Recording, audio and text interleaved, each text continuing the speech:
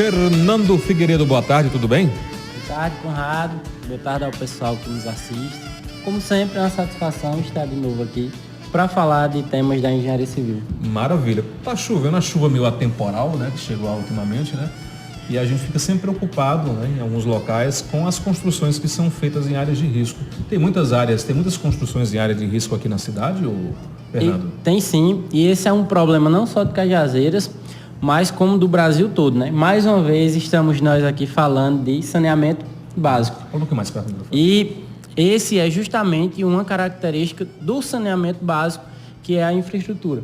A infraestrutura, e uma das ramificações da infraestrutura é justamente essa, para riscos de inundação, de deslizamentos e etc., que são causados, são intensificados com a presença das chuvas, que é o atual momento que estamos vivendo, né? Ô Fernando, sendo uma construção de origem pública ou de origem privada, tem que ter sempre um engenheiro, acredito eu, para avaliar e dizer, olha, não vai construir aqui não, que aqui não dá certo e tal. E o próprio órgão municipal tem que fiscalizar, né? Como é que tá? Não estão fiscalizando? Sim, todas as obras nas cidades, elas precisam de alvará. O alvará é uma autorização para se construir. E nesse alvará, a prefeitura, o órgão municipal, né, solicita alguns documentos. Um deles é justamente o termo de responsabilidade técnica, seja de engenheiros ou seja de arquitetos, e entre outros elementos, né, projetos, etc. Então, para se construir tem alvará, só que há esse problema, né?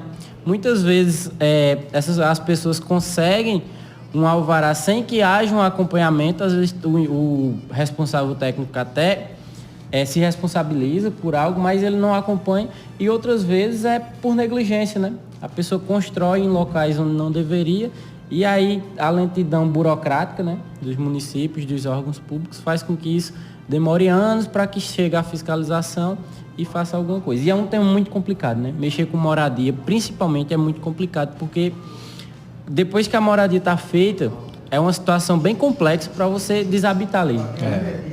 E ali pode correr um risco aí de desabar, problemas de alagamento, né? Sim, esse é um problema grave que vivemos. Problemas né? de infiltramento também podem ocorrer? Ocorrem com muita frequência. Muita frequência. Mas aí a gente procura fazer, tem todas as cidades, né, tem a Defesa Civil, e a gente procura se ater à segurança principalmente, né? Que é justamente os órgãos municipais, a Defesa Civil quem trata disso, né? Para definir as zonas de risco e atentar aos moradores, né? Informar os moradores aquela situação de risco onde elas vivem. Além de problema de infiltramento, quais são os outros possíveis problemas, Fernando? A gente chama essa área de engenharia diagnóstica, né? De identificação de patologias na engenharia. Então, são inúmeros, né? Infiltração, os materiais não conseguem exercer a sua função 100%, né? Aí eu sempre chamo para os meus colegas, para os meus alunos também, que além de ser engenheiro civil, você tem que ser engenheiro de desempenho, você tem que dimensionar um imóvel, uma residência, para atender 100%, para ter 100% do desempenho. Então a gente tem essas características, né? Os materiais começam a se deformar mais rapidamente e causam esses danos. Mas o principal problema que existe é justamente com relação às enchentes, né? E os deslizamentos que ocorrem nessas áreas de risco. Você conseguiria apontar agora quais são os locais ou os bairros de Cajazeiras que têm mais construções em situação de risco? Sim, consigo sim. O bairro do Cristo Rei, né, principalmente, que o tema é bem específico, para quem é da cidade já sabe por que é uma zona de risco, porque é um morro. Né? Então, sempre que se constrói morro, você tem esse tipo de problema. Um risco de desmoronamento é sempre real, esse risco sempre vai existir. Haja visto esses exemplos que nós temos, muito provavelmente e infelizmente nós iremos ter esses problemas de novo. Agora em janeiro, né, final de dezembro, vai começar lá no Rio de Janeiro a ter desmoronamento, em São Paulo, Recife, Salvador, vai ter esses problemas justamente nessas construções que são feitas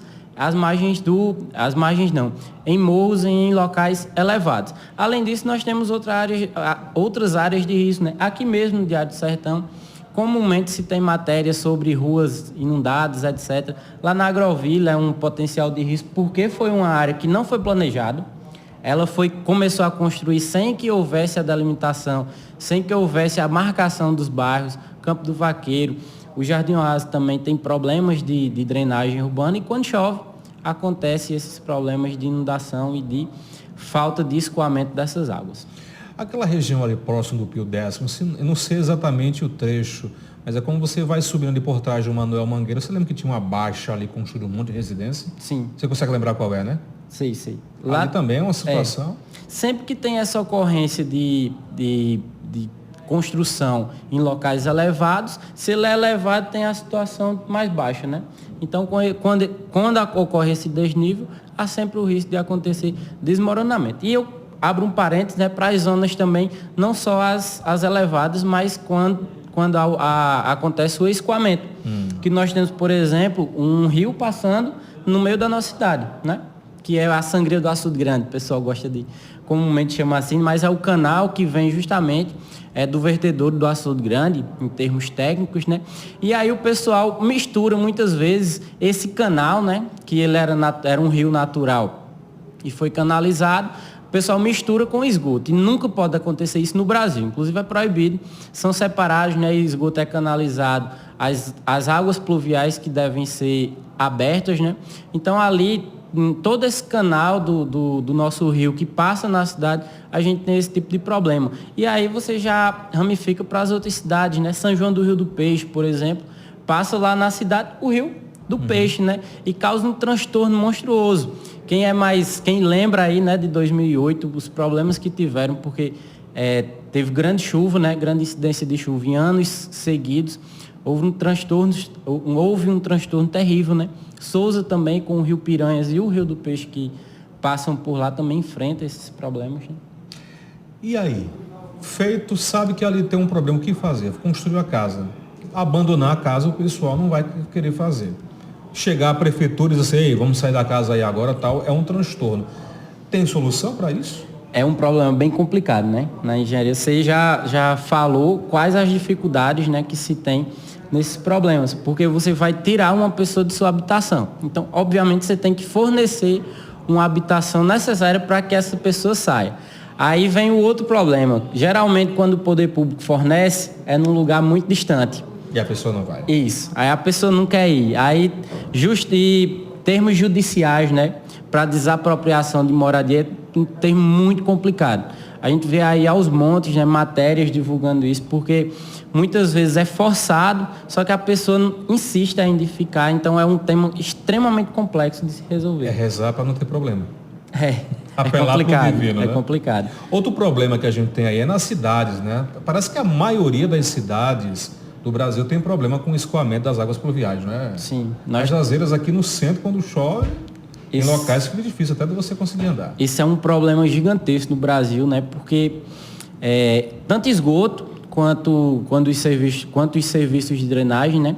Normalmente eles ficam escondidos, e principalmente drenagem, ele aparece de épocas em épocas. Então, quando chove, ele é um problema presente. Só que quando cessa essas chuvas, aí a pessoa começa a esquecer, né? Esquece que tem esse problema, mas quando volta as chuvas, começa a ter. Então, no Brasil inteiro, nós temos uma deficiência gigantesca de drenagem pluvial. E aí, você que está em casa, entenda esses termos de drenagem pluvial como as sarjetas e as bocas de lobo, que são os principais elementos que nós temos de drenagem pluvial que levam essa água da zona urbana para outras localidades, né, mais seguras e que estabelecem uma situação favorável à moradia. Muito bem. Fernando, mais alguma coisa? Eu queria só fazer mais uma observação sobre os perigos, né? Como eu disse, nós estamos agora iniciando um período chuvoso, mais uma vez no sertão, então fiquem atentos às recomendações da Defesa Civil. Todas as cidades têm essa área e ela é muito importante para definir as zonas de riscos e as pessoas que correm esse perigo com as enchentes, né? Maravilha, obrigado. O canal tá bombando. Tá indo bem. Canal Fernando Figueiredo, é só botar lá no YouTube, canal do Fernando Figueiredo, que você me encontra, tem lá alguns vídeos, inclusive sobre saneamento básico. Fernando, para a próxima segunda-feira, vamos entrar na Copa do Mundo, já que está tendo aí a movimentação? Exatamente. A gente vai falar um pouco das obras do Catar, né? É um dos lugares mais modernos do mundo, das complicações que tiveram também essas obras, né? Principalmente com relação aos direitos trabalhistas, e, claro, falar dos 8 estádios da Copa que foram feitos para a realização do evento.